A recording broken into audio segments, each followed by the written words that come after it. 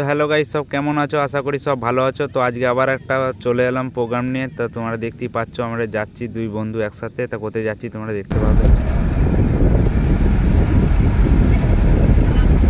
তো গাইস আমরা একটা বিয়ে বাড়িতে এসেছি, এখন ট্রাক্টরের উপরে চেপে একটু এনজয় করে নিচ্ছি, বাসতলার কাছে ঠান্ডা ঠান্ডা হাওয়া খেয়ে নিচ্ছি, তারপর তোমাদের বিয়ে বাড়িটা দেখাচ্ছি।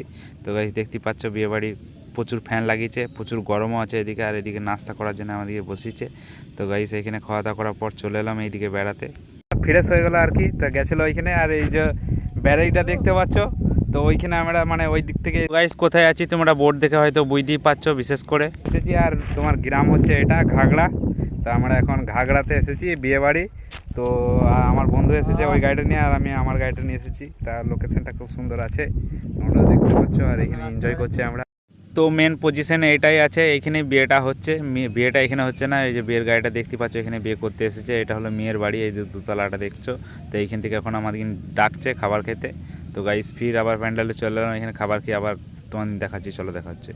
তো দেখতেই পাচ্ছ দুখানা গাড়ি বাঁশতলার এই সাইডে রেখেছি। একটা মানে পুকুর আছে, আর এই সাইডটা প্রচুর মানে রাস্তা শেষ এইখানটা থেকে, এই দিকটা রাস্তা নেই। তো বিয়ের বিদায় হবে এবারে তৈরি করছি, আর তোমাদের প্যান্ডেলটা দেখিয়ে দিচ্ছি, ভালো করে দেখে নাও।